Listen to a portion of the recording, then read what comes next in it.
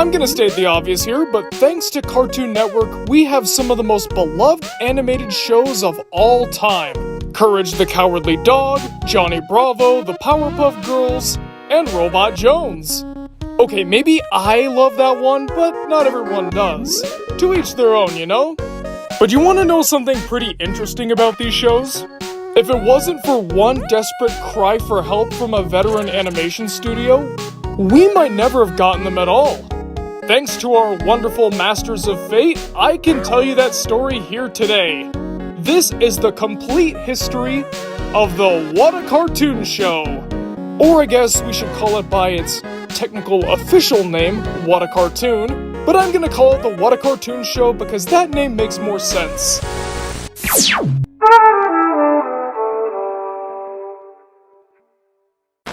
In 1991, Hanna-Barbera was falling on hard times. They were bought out by Time Warner, and nothing they seemed to make, if anything at all, turned out to be a success. A man by the name of Fred Siebert became president of Hanna-Barbera, and right away this caused a lot of problems. The veteran workers didn't trust him because he didn't have any experience. Even so, what he lacked in experience, he made up for in vision. He wanted to turn Hanna-Barbera right around by making some revolutionary cartoons. These cartoons being SWAT Kats, the Radical Squadron, and Two Stupid Dogs. In my personal opinion, SWAT Kats was great and Two Stupid Dogs was fine enough. And that was sort of the reception at the time as well, but lukewarm to decent audience reception didn't turn into viewership. Both of these shows were giant failures. And because of them, Hanna-Barbera was very close to dying out.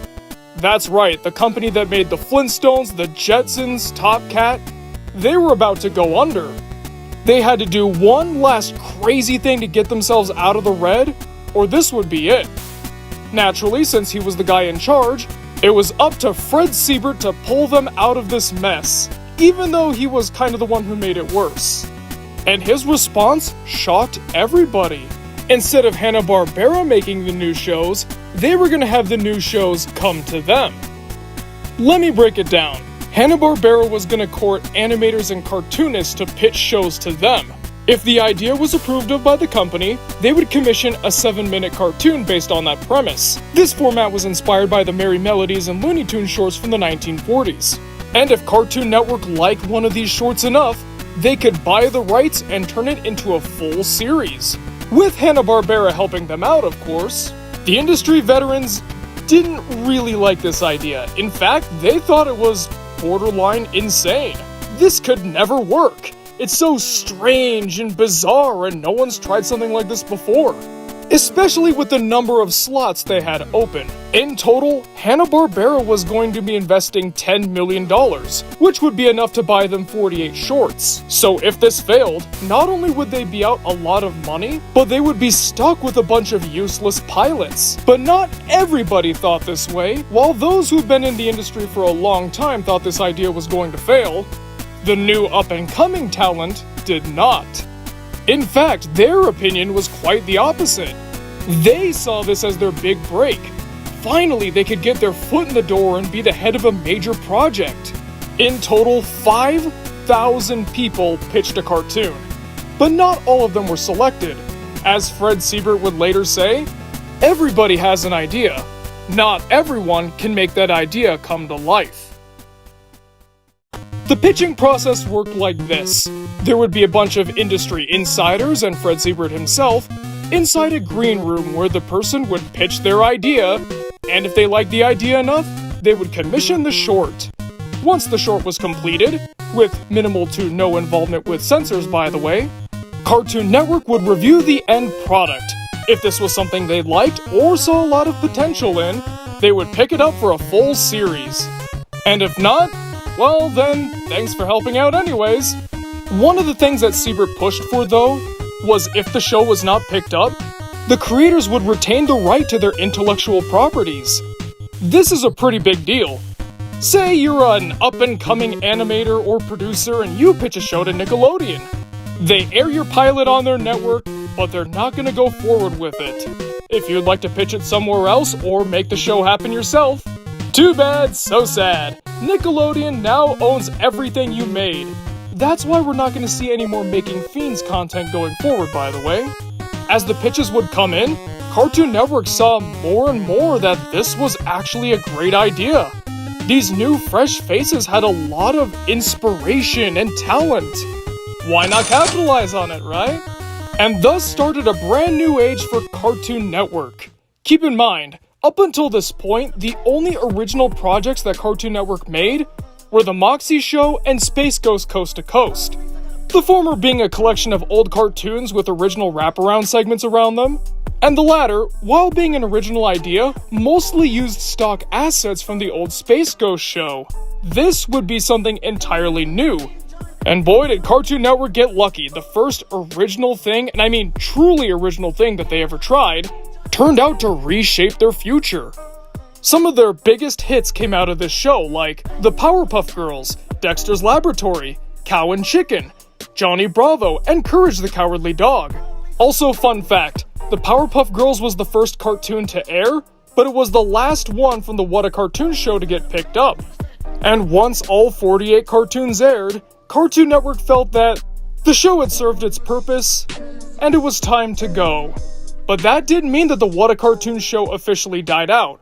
While the show itself was done, its spirit lived on.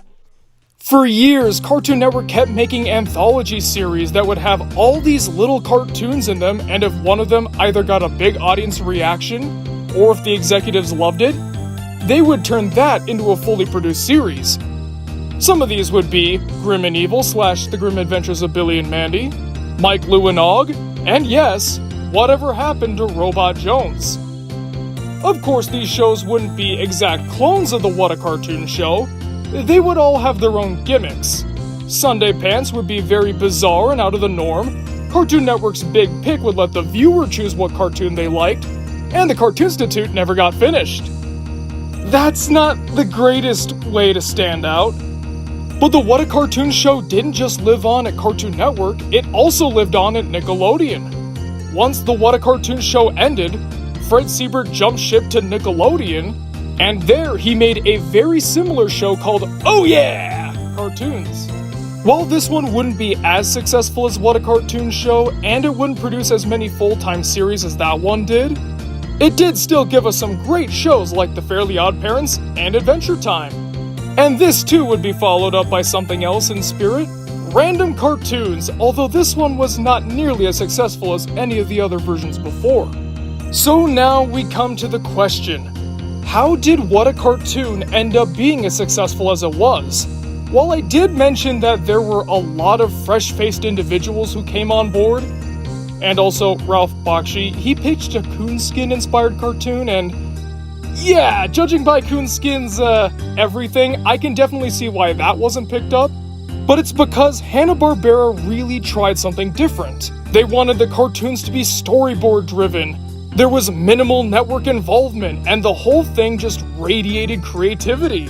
At a time where Nickelodeon was dominating the airwaves because of their creator-driven Nicktoons, it was high time that someone else tried to do the same thing. And they didn't just do that, they tried to do it bigger. And wouldn't you know it, it seems like the current leaders of Cartoon Network feel the same way. Not too long ago, it was revealed that there would be a brand new spiritual successor to What a Cartoon, meaning that this would be the first Cartoon Network anthology series since the unfinished Cartoonstitute. Could anything good come from this? It's entirely possible, and let's face it, with all the reboots, sequels, rehashes, spin-offs, with all that crap coming out, we could definitely use something like the What a Cartoon show. Something that's creator-driven, where they can do basically whatever they want, where creativity can be thrived and not have to rely on marquee value. Here's hoping that we get some of the next great cartoons out of this. But until then, we can always look back at the What a Cartoon show and thank them for all the memories we got. Whether it be from the cartoons it made itself, or the ones made by its spiritual successors, the What a Cartoon show really is one of the most influential animated shows of all time, and now, you know exactly why. Well folks, thanks for watching the video. What'd you guys think? What was your favorite cartoon to come from What a Cartoon? And hey, here's a question for all you Cartoon Network superfans out there. What was your favorite short that wasn't picked up? You can't say Mina and the Count. That doesn't count. Count. Comment below and let me know because I'm always excited to hear what you guys have to say. And now it's time to thank our wonderful Patreon people, starting with our Masters of Fate. Chan 11, Diego V, Kev Messick, Manny Paredes, MD the Dude, Ryan Williams, Timey, and Woody Woo. And now our executive producers, Aaron Vasquez, Albert Robinson, Blackjack, Edward Huss, H.R. Huffman, I Am Vove, Indiscreet One, Ravioli Supremo, Unkale, Who Else But Zane, and YouTube Milkwad. If you too would like your name read at the end of every Media Mementos video, then why not donate to the Patreon? There's a link in the description below for you to check out. And there's also a link to the Media Mementos Discord server, so why not pop in and say hi? Alright folks, thanks for watching the video and I'll see you guys next time!